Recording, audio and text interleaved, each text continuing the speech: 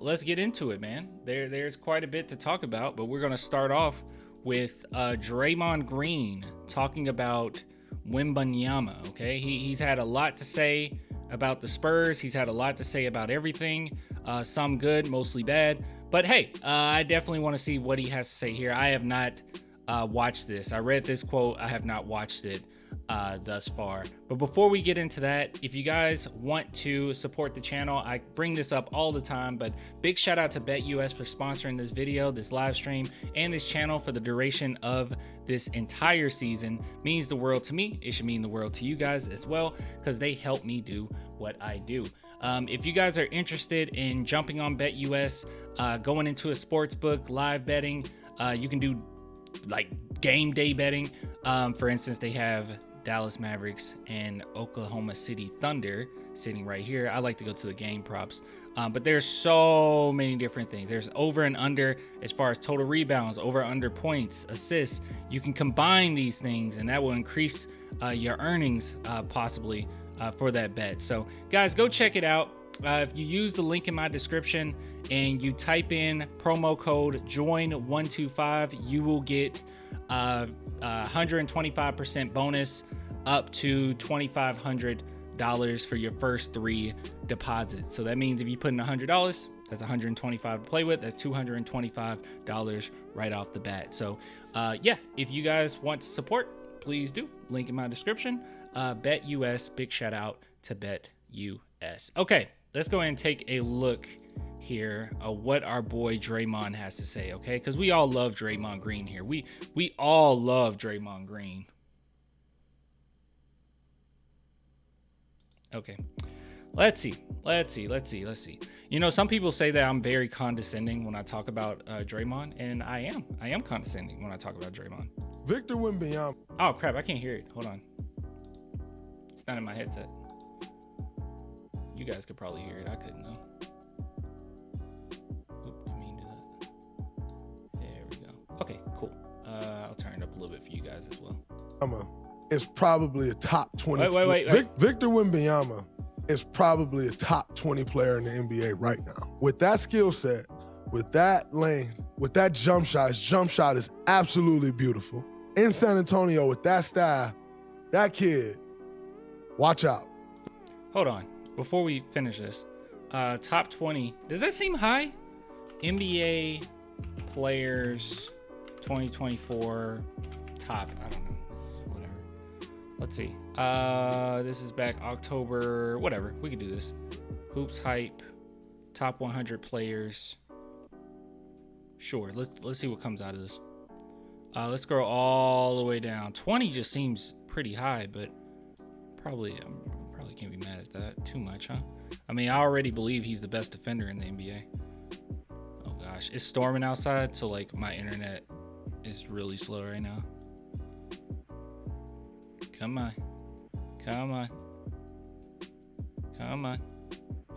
Oh my goodness. Oh my gosh. I just want to see a top list. Let's see.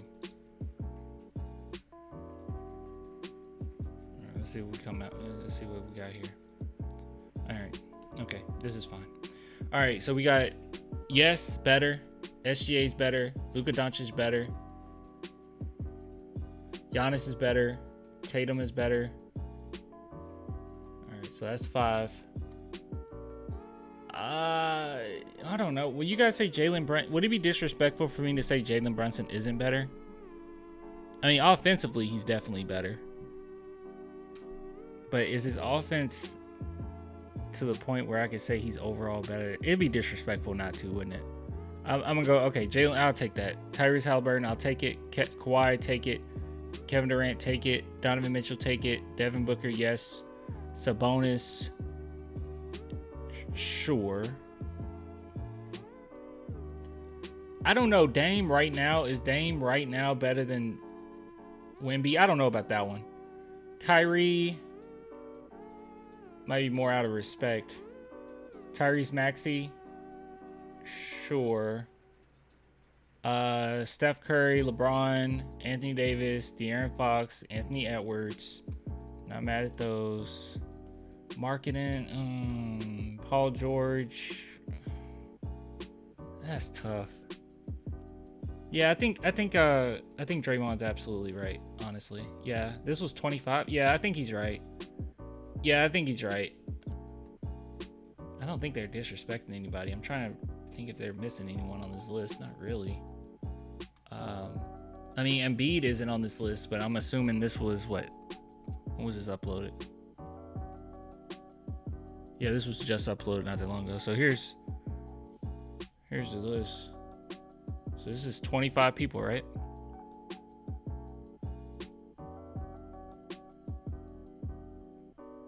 Yeah, that's 25.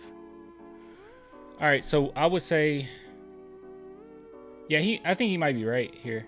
Because I would say Wemby's better than. Oh gosh, I'm trying not to be mean, but he's better than Paul George. I think at this stage of his career, I think he might be better than Paul George.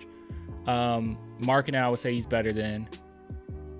I mean, all he needs to be is better than what, 5? Let's see. So that's 2.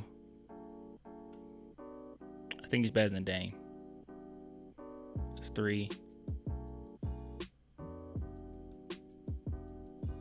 It's arguable. We got to at least say he's top 25. Clay and my wife will not return my phone calls. Dude, you have Wemby. Like, you have Wemby on your team. Who cares? Anyways, let's move on. First world problems, man. You have Wembanyama on your team and you're worried about your wife. Come on now. This is no stray at all. I think Chet Holmgren is a very good player, and I know there's been this comparison amongst those two, but I will tell you, I think there's a gap in between Chet Holmgren and Victor Wembanyama. Victor Wembanyama is just... It's like easily there's a gap. I don't even know why this was even a discussion for a good while. Like, easily. It's been like that since day one. I don't know why there's even a discussion here. Different. Kid's special.